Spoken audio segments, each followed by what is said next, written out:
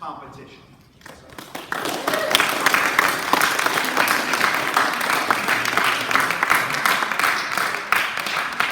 So starting in January of this year, we had some young people voluntarily join us assembling teams who wanted to take part in a project where they would be exploring their communities and doing some real-world problem solving in a design thinking mode.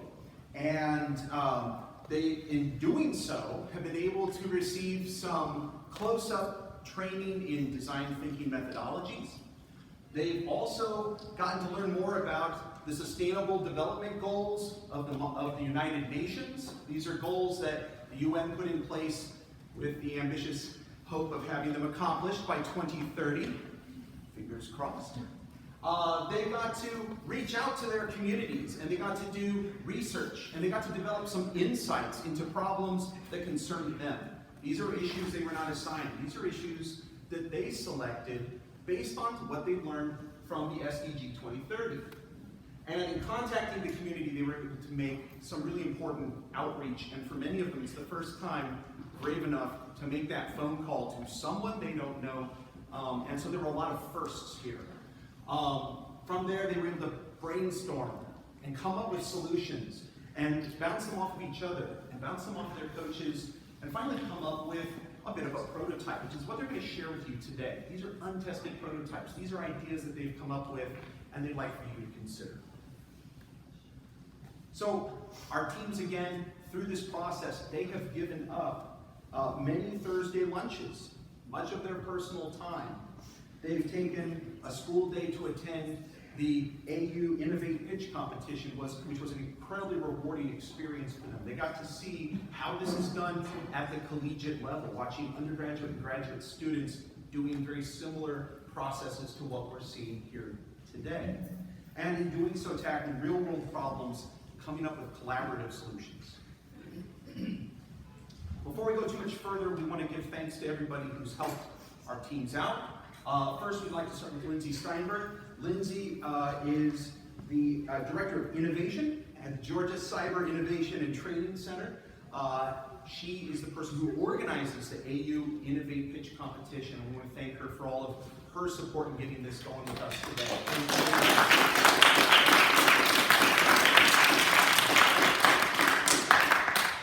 We also have a number of faculty coaches who were helping teams out. These include Maggie Davis, Monica Erskine, James Mason, Alexandra Ferrara, and Dr. Kara Diener, Mrs. White, Mary White, and myself, Bill White. And so we got to meet with the teams and help them. Sometimes they might find themselves stuck, and we were just there to help direct them and help them to find their path towards the solutions that they wanted to work towards. We also want to thank some of the community members that were contacted who helped them to form their insights.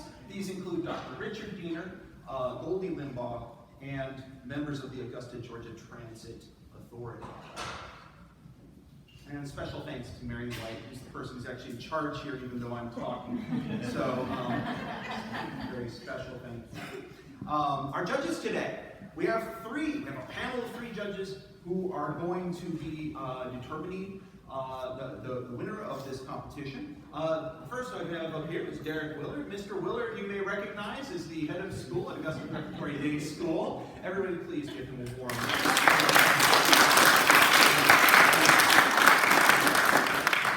We also have, again, Lindsay Steinberg, who is from the Georgia the Georgia Cyber Innovation and Training Center. Thank you again,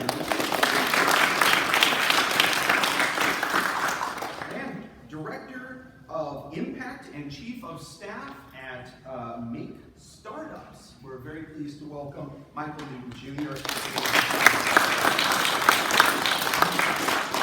Thank you for your time today and for the feedback you're going to offer to our teams. Here's what's going to happen. Essentially, the teams have 5 minutes to make their pitch, up to 5 minutes to make their pitch. They then have up to 3 minutes to respond to questions from our panel of judges. After all teams have pitched, judges will adjudicate a winner, and we'll have cheese and nibbles in the cafe. So, are we we ready to begin this then? Yeah. Our first name today is the Waste Warriors. So Waste Warriors, please step up.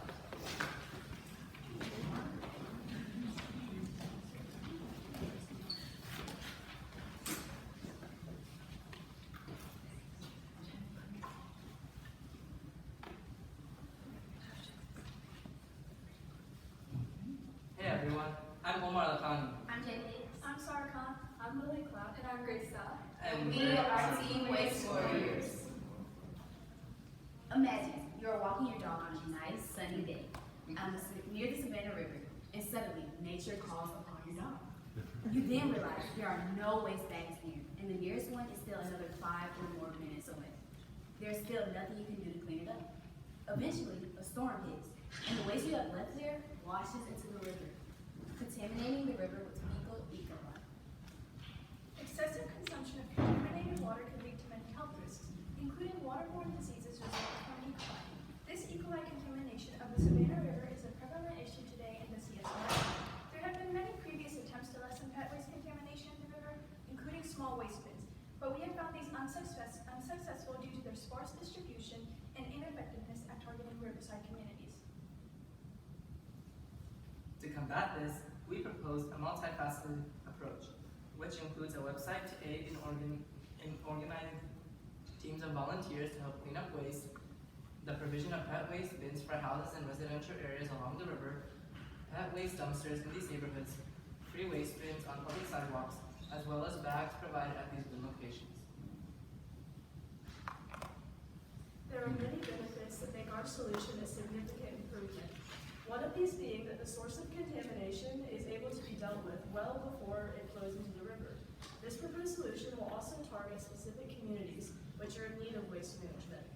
The team of volunteers will be required to have a certification in water quality sampling prior to beginning their work, in order to measure the success of the program and to properly be able to dispose of the waste.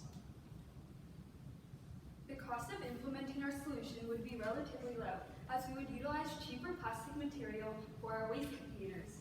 One pet waste station made from plastic costs under $100. Furthermore, buying pet waste bags costs $18 per 1,000 bags. The funding will come from selling the recycled waste as fertilizer to farmers, and we will use the profit to fund our project. Here are all of our contributors and sources for our research. One person among these who greatly helped with our research is Chuck Carlson from the Savannah River Keepers Association. He not only advised us in our research, but also offered to certify us in water quality sampling. Although we have not yet found a suitable time, we fully intend on being certified. Thank you.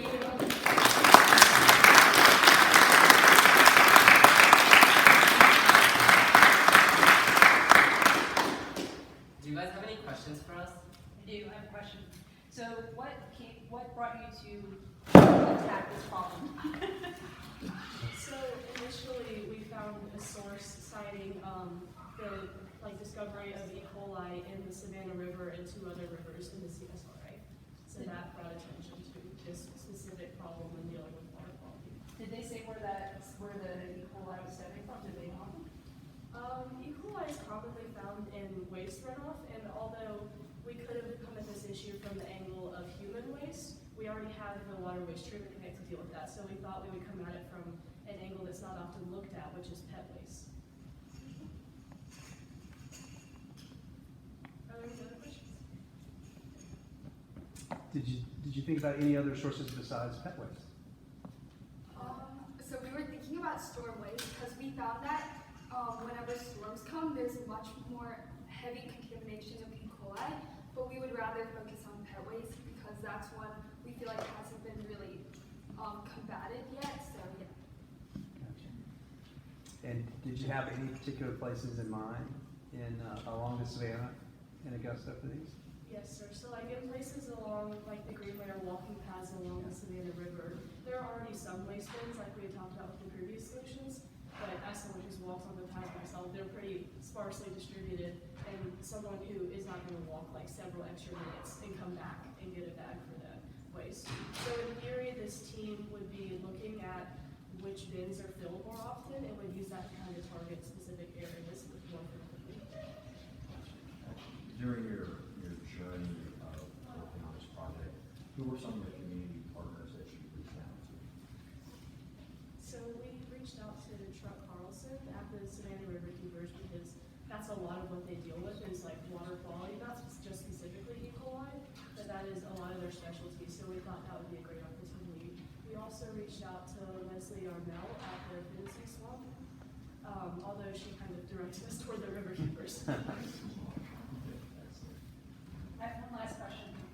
For your volunteers that you mentioned who would be a part of your program, how would you, so this wasn't part of your presentation necessarily, but I'm just curious, how do you think you would incentivize them to volunteer? Because, you know, we have very little time as we get older, so to get volunteers to do a lot of the helpful projects, you have to find some very passionate people. So can you imagine of any ways that you might make it more motivational for them to join you to volunteer? Okay, when we were coming up with this idea, we came up specifically because at our school we have NHS, National Honor Society, and you need 10 hours of volunteer work to get into NHS. So we're kind of using that idea in mind to kind of formulate like an incentive for students. Yeah. Very nice. So you would integrate it into your honor society for those 10 hours? Yes. Nice.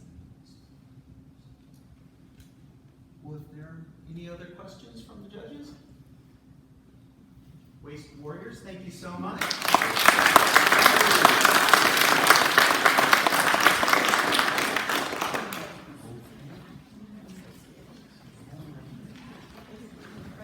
So, our next team is Project Story Share.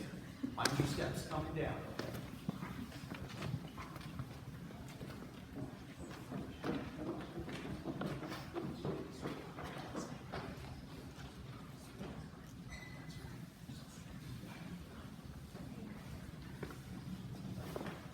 This is Jimmy.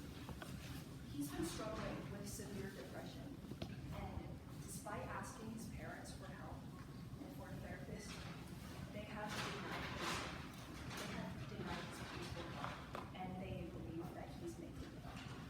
After one long day of bullying, he asks his parents for a final time, and that night he attempts to commit suicide.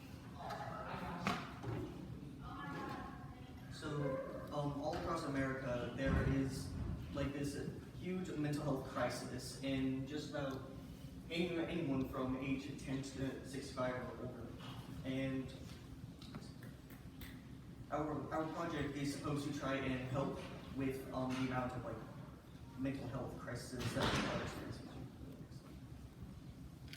And we're trying to target specifically Georgia, which in and of itself still has a lot of mental problems, and unfortunately not enough professionals to be dealing with it. And there are already a lot of groups trying to address the mental health crisis, but unfortunately problems are rising more than they are able to help and try to cut down on the amount of crisis. It's mainly due to professionals and too many skeptical people not believing that the mental health crisis is actually real and it's not real problems that you can just get over it, snap out of it, will be fine. In short, our project seeks to fill in a lack of awareness in the CSRA and also around the U.S. And just generally destigmatize. Project StoryShare is a website that we came up with that aims to spread stories of mental health issues and things that are related to mental health around the CSRA. These stories will be anonymously posted and categorized into different topics that are categorized by different tags. There will also be positive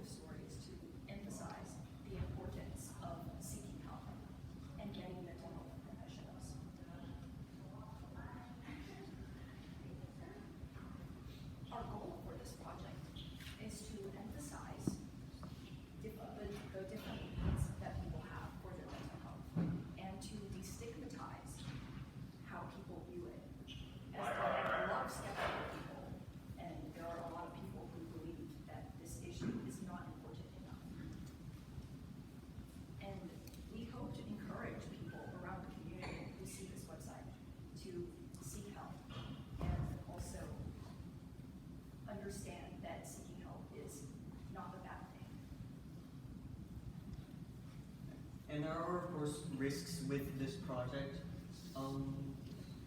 First of all, there's privacy issues that could be seen with this. There is possibly people oversharing things, like just and how most stories are going to be like no stories are going to be like confirmed fake or true. They're not going to be asking for any evidence, so there's also the possibility of people sharing fake stories that didn't actually happen for whatever reason. And so we're going to be adding moderation and like censoring any sort of like maybe slurs, curse words, or anything you shouldn't be posting. Any incendiary messages. Some other risks that we want to address here is triggering information. We will put trigger warnings on certain tags to make sure that people do not get overly bombarded with negativity. And there will also, our algorithm will also limit the amount of negative stories that are pushed to the readers. This is our prototype. And so, as you can see here, we plan on putting donation links for different mental health groups here. And we also want to use this page to update mental health developments in the CSRA and in the United States as a whole. And so we have today's stories, professionally improved stories, and this is the search page for working with stories.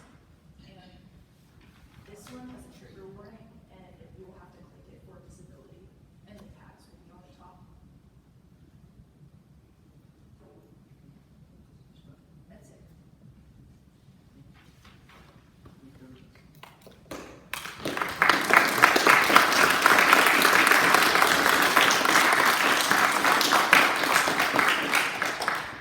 Thank you for listening. Do you have any questions? What did you use to make your prototype? I used a Procreate on my iPad. Any other questions? What made you want to, where did you get the idea to attack this problem? Some things in our personal life, and also seeing a lot of people struggle online, both in person and stuff like that. A lot of experience. Yeah, mostly personal experience. Are you both aware, so I'm not sure, I'm just gonna share kind of an interesting fact that I learned from a podcast. Most newspapers, if there is a suicide that has happened in a town, they will not publish the suicide on the front page of their newspapers because of the negative impact it can have within the town and influence others to do the same. Yeah. So it's very important the work that you're doing. Question about moderation. So with this prototype, you're telling the stories. Who will be your moderators? Are they going to be clinicians, or what is the design for that? So that it's not something we have looked into a whole lot, but it would be good to find like mental health professionals, people who are like experienced in the field, People experienced yeah, in the field and like therapy. will moderate these and also look through different stories and seek to improve like the ones that they see will be helpful. So I'm curious, did you talk to any mental health care professionals about the idea or about a public platform? Yes, we talked we talked to Mr. Dr. Diener.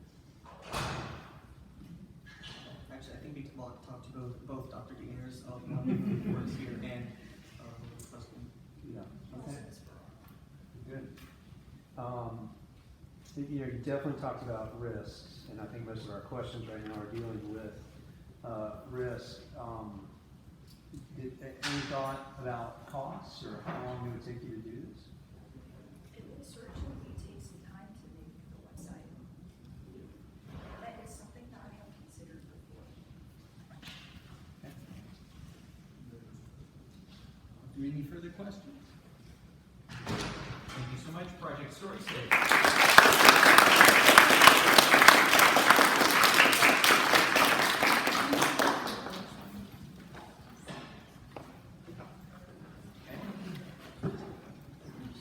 My third project. This is in the first line with their proposal for the all-in-one.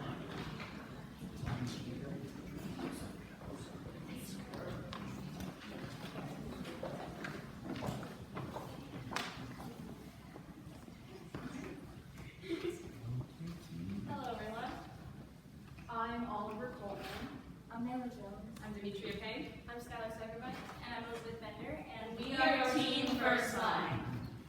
We are here to pitch our product, the all-in-one. Meet Geneva. Geneva was walking alone one night and realized that she was being followed. As she was searching through her bag to find something that could potentially defend her, she was unfortunately only able to find her keys. Now, while she was able to fend off her attacker, she also ended up hurting her hands in the process. After this experience, she wanted to find something that was subtle, could fit in her bag, and would not injure her. All the options that she found, unfortunately, were big and not as subtle, and just added up, they would all be so expensive. This is actually something that most women face. According to a study that was done in 2021 by End Violence Against Women, 1 in 2 women feel unsafe walking alone in the dark after dark in a quiet street to their home compared to 1 in 7 men. Are you going to buy and carry all of these things around? Not likely. Have a solution. Our product is a 5-in-1 that contains pepper spray, a USB port, a camera, pliers, and a flashlight. Pepper spray, of course, would be used for blinding and subduing any attackers. The USB connects to the camera that exports it to a computer so you can get help on tracking down your attacker. And the flashlight, of course, can be used to see in the dark, but it can also be used along with the pepper spray to blind your attacker. Our product eliminates the need to carry on multiple tools. It's subtle, it can fit in the palm of your hand, and it can be used for other reasons too, of course. And everyone can use it, it's not limited to just women. So after researching what it would take to manufacture each individual item, we estimated a total manufacturing price of $50, and our selling price would be $50 to $70 because our plan to go forward with this would be to have different versions of it. You could switch out what kind of adaptations you want in it, so the price would vary on what kind of substance tool you get. And you might be wondering where this money is going to come from. And we were planning on getting money from female organizations in the nation and possibly internationally. For example, Women for Women International is an organization that supports female survivors of war. And National Organization for Women is an American organization of feminist women, and Equality Now and Association for Women's Rights and Development both advocate for women's rights and human rights. In the future, we could sell this product to places such as Walmart, Target, and Amazon, which have large consumer bases and are also visited daily by many people. A partnership with an organization that teaches self-defense would also be beneficial to teach proper use of our product, as well as unequipped self-defense. After our product has been properly established, we can create our own online store or website, and later create new versions of the all-in-one for different uses, for different attachments and improvements, and for different situations. Thank you for listening. We're Team First Line, and we are the first line that's promoted.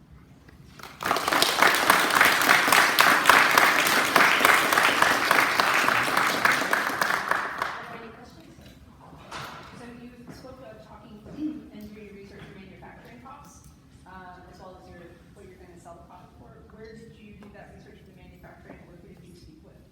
Unfortunately, we were not able to speak with someone because we reached out to several people, including a man he's a priest and he works in religion. He's also a feminist and he works with several other feminist organizations. We could not reach out to him or our other person who was Tracy Casanova, so we ended up having to do our own research a lot. So we looked at a ton of miscellaneous sites about manufacturing costs, the camera, for the USB, pliers, the flashlight, all that stuff. And we did overestimate a little because the casing, when it would come in, was also going to factor into that price. So I would like to offer at some point in the future, if you would like to come to the garage makerspace, our team is really talented at reverse engineering molds. And if this is something that you wanted to pursue, this is something that we probably could develop within house.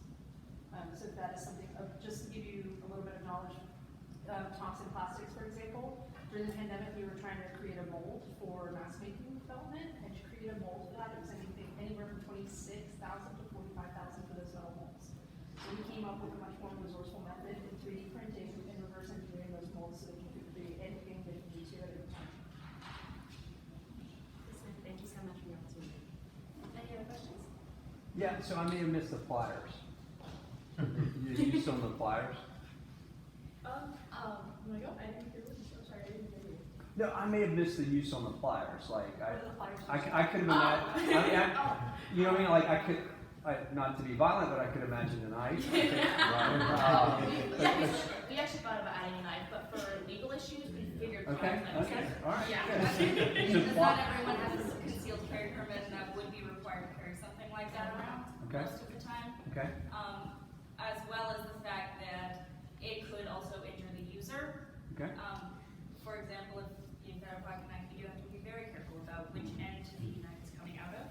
yeah, sure.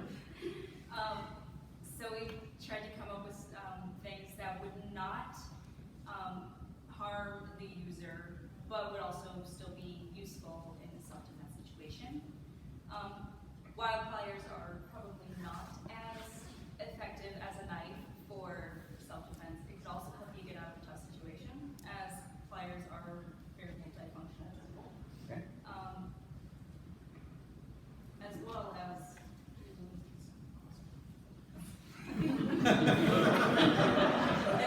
Oh, yeah, I mean, I think you can still hurt somebody with pliers, I just missed that part, thank you very much. I have a quick question. In your research, did you talk to any officials from law enforcement? Did that help determine the use of pliers as opposed to like a 5-inch knife, which might be illegal? Or you do your own research?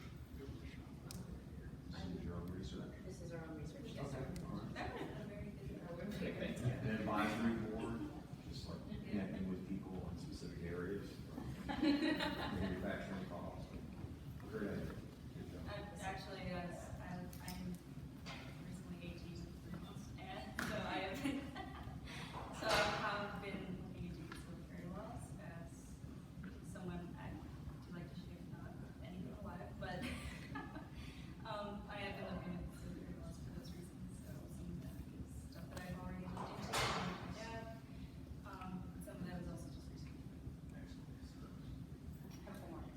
So, as just even a medical illustrator, you can be given a tool, right, to utilize in this way, but if nobody teaches me how to use it, it might not be an effective instrument or tool. So did you think about it all? Because I know you mentioned self-defense. Yes, yes. We did mention it briefly, but we didn't touch on it that much. So, a self-defense class that would be free or required in some sense would be very useful for any sort of self-defense, regular self-defense, but as a major addition, would be able to teach the use of a tool. How to use pliers. And also it could increase sales of our product, because if in the self-defense class, it's not just about our product, it's about teaching not just women, but also men if they want to take a self-defense class, how to fight an attacker. And if they're in that class is included our product, they could buy that product once that class is finished. So we would therefore be helping people and still be making enough money to keep this going. Really good. Do you know that's how Lululemon started? They started on yoga studios. Very good. Well, so you mentioned profit margin, right? What do you envision doing with that, besides keeping things down? We'd like to add more versions and different Okay. kinds of things in there. We'd like to get an online website to where there's pepper spray in our original product, so you could buy like refills of the pepper spray, you can take it out. I don't know how much you're gonna be using it, I don't know where you live, but Yeah. maybe you're gonna need it more, Okay. maybe you're gonna need less.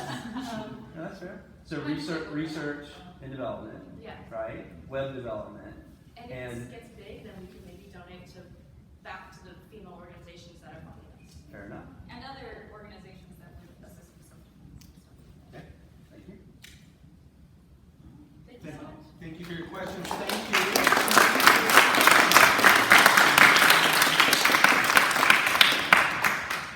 So the next time you're taking a fish hook out of your thumb, Mr. Willard, you can use a set of pliers that might have multiple uses. There you go, as long as I don't pepper spray myself. Okay. our final team for our pitch competition is the, on public transportation, the micro kiosk team. Do we have a team title? You all right? All right. This is our public transportation team for 2020.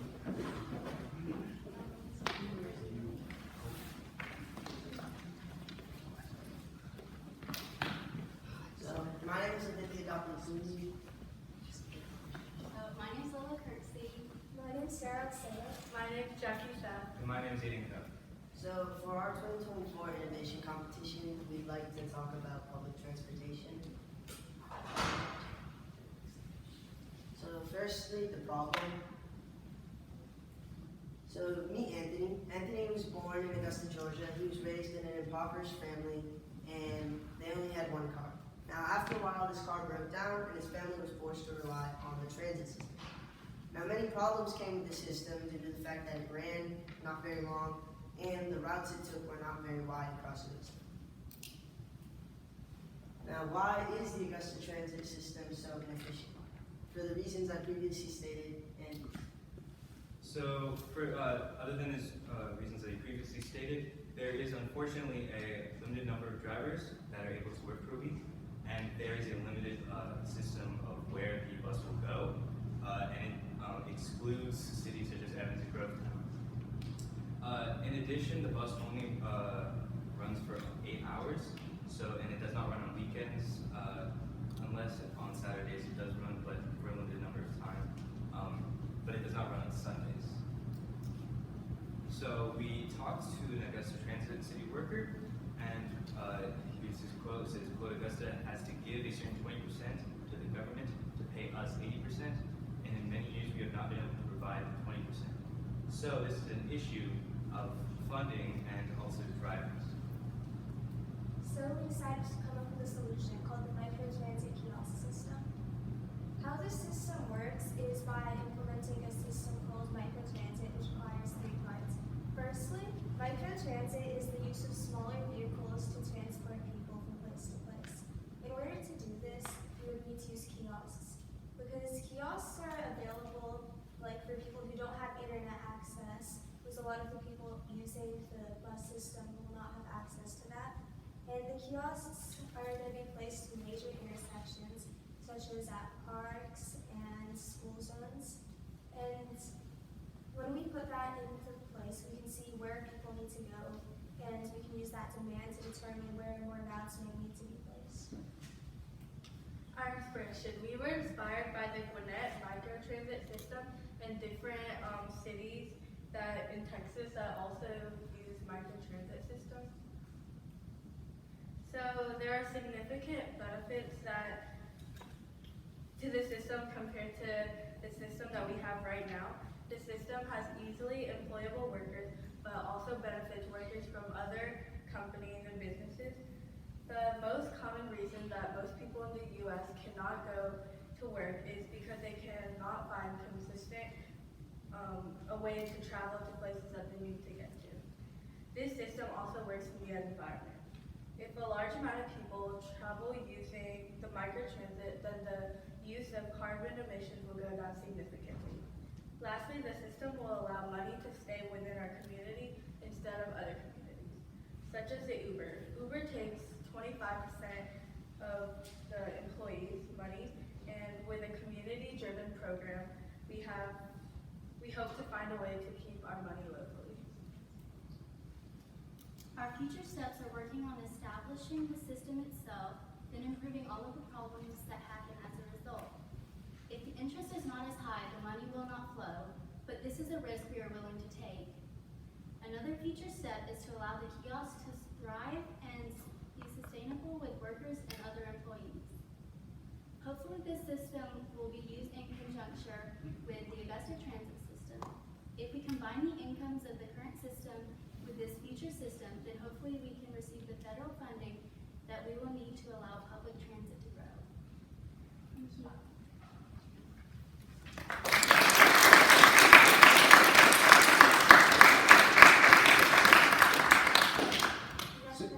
Yeah, just to be clear, so you mentioned employment. right? Was that drivers, or do you imagine this being autonomous? Okay, so this helps employment in two ways. Okay. So it also provides, obviously the drivers themselves would be getting money from this program, but it also, many people don't have proper transit to their jobs, for example, who don't afford cars so they can't get to work a lot. This would allow a lot more companies to hire more people, as this transit system would allow their workers to get to and from work a lot easier. Okay, so one of the challenges you mentioned, one of the limitations of the current system is finding enough drivers. Did you guys consider, like, you might actually have more smaller vehicles? Like, do you see driver limitations still being a problem, or is that more easily solved? Okay, so I think that drivers usually, when we talked to the person who told us about the 20% thing, he said that a lot of the problem was like it was difficult to find drivers because of the money, because they didn't have enough money. And so we found that this is kind of a really difficult cycle to kind of break, because lack of money comes from lack of interest, and that comes, and so then there's a lack of drivers. And so we thought that this was one of the better ways to solve that problem, because if we have people, if we have like more accessible things, then we have enough money and interest to give to the drivers, so that might help increase employment because of the increase in perhaps salaries and stuff like that. So this program is trying to help that. Okay, so maybe an increase in demand will help solve a money issue. I'm curious if y'all looked at Gwinnett, right? Do these micro transit options require special training? I know the big buses do, but or is this just like, hey, if you got a standard driver's license, you could drive a micro transit bus? I think that's a good thing to look into. I think Gwinnett uses like smaller buses, and I'm not sure if that requires a certain driver's license. Okay. I know here Mr. Mason mentioned that he didn't need one to drive the minibus that we travel Right. around Yeah. to the. So we thought that would be perhaps. Yeah, that might solve some of your driver problem too. I think for the big buses, that Class C license is really an ordeal. So, thank you. In your market research, did any of you take the Augusta public transit system? Did you actually experience it? So my mother works at the hospital, and so a lot of her patients do rely on the system a lot, and one of their biggest issues is getting to the hospital. And so she's told me a lot of stories while I was doing this research about how many of her patients have to rely on family members, friends, and the generosity of other people to get to where their regular appointments and such. And they say how it's really hard for them to continue doing that. And a system like the public transit system would be a lot easier, as they can do it on their own accord, which is why we're trying to work in conjunction and help spread the current system further. Any other questions from our judges?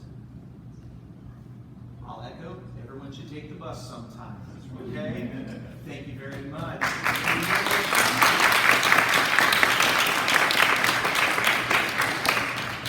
Okay, well folks, that is the conclusion of our 4 teams. I want to thank everybody for coming. Our judges are going to have some time to confer. Should I have teams meet? If I could invite our teams to please go to the cafe in the back where you can have something to wet your whistle. And guests, family, faculty, please come join us, and we will announce our recipients soon.